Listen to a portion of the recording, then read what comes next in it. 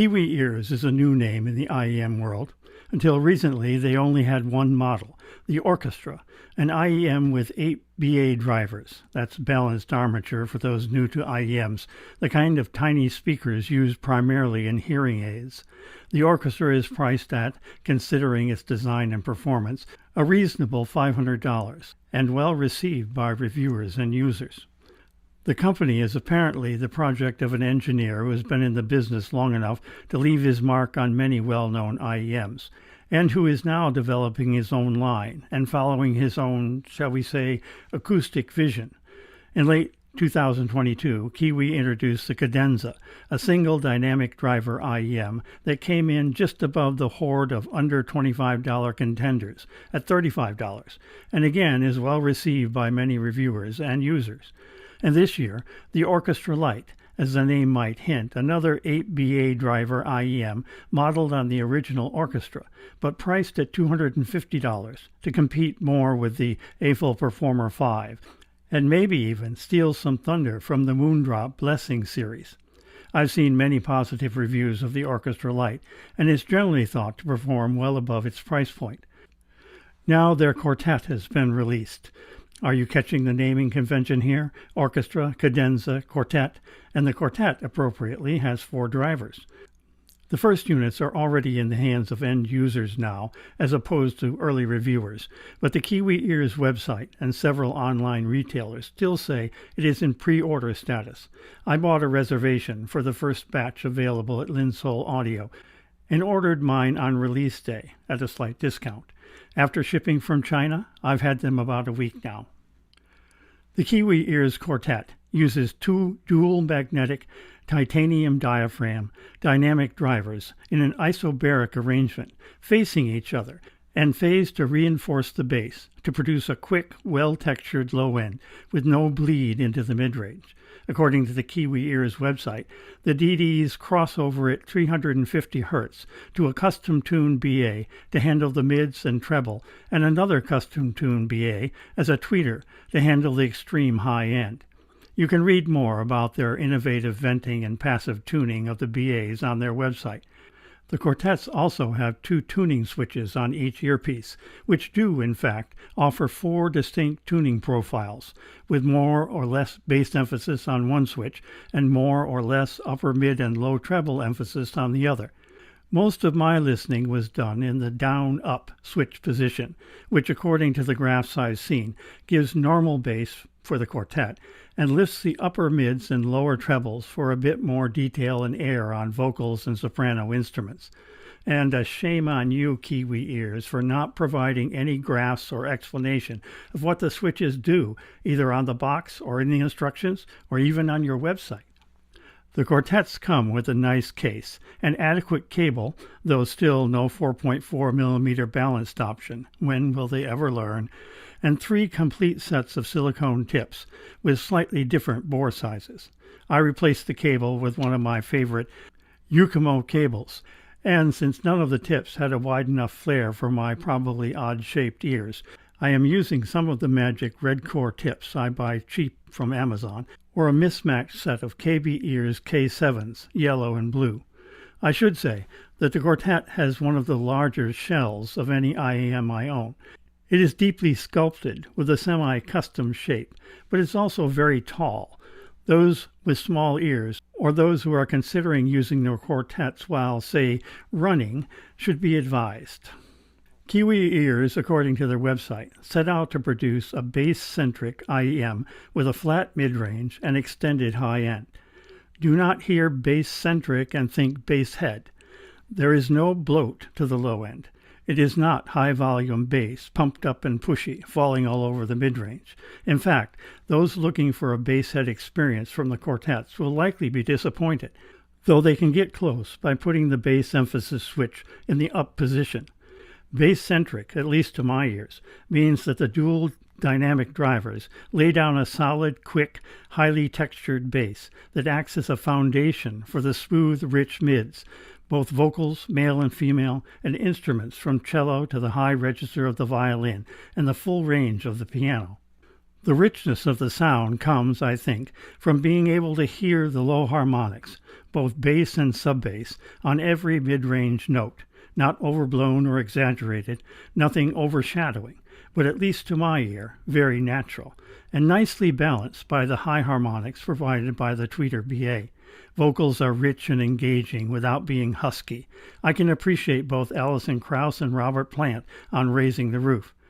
Jeff Castellucci's amazing bass and baritone and tenor range, and Lorena McKennett's soprano.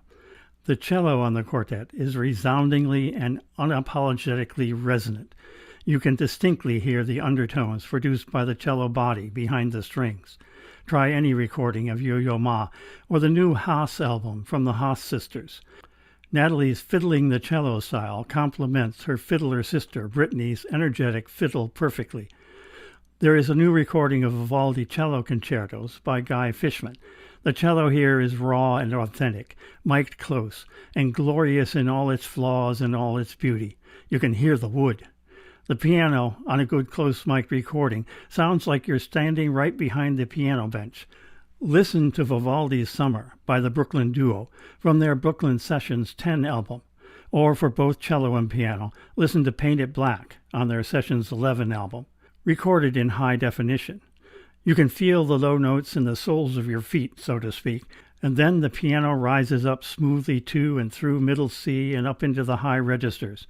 The top keys of the piano have the authentic plink of the short, stiff string under the hammer. For something piano and more mellow and intimate, try the Still album from Stephen Pepos. Guitar on the quartet, both electric and acoustic, is deep and rich, with just enough bite on the strings and squeaks on the fretboard to make it sound real. I listened to Eric Tingstad's Electric City or any of his more acoustic albums, or try Tales from a Wine Dark Sea by Tom Canfield. At the high end, chimes, cymbals, shakers, claps all sound natural and full, and always still in balance with the bass foundation. For percussion, listen to Toccata from Mannheim Streamroller's Fresh Air albums, or Jazz Variations from Ozone Percussion, or the newer Our Favorite Things album from Take 10. Or, for the full package, try Al Marconi's remastered Insomnia album.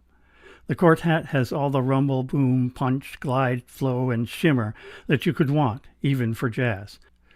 For orchestral works, I'm really enjoying Uhlin's Infinite Bach with, there's that name again, Christian, and the Royal Philharmonic on the quartet.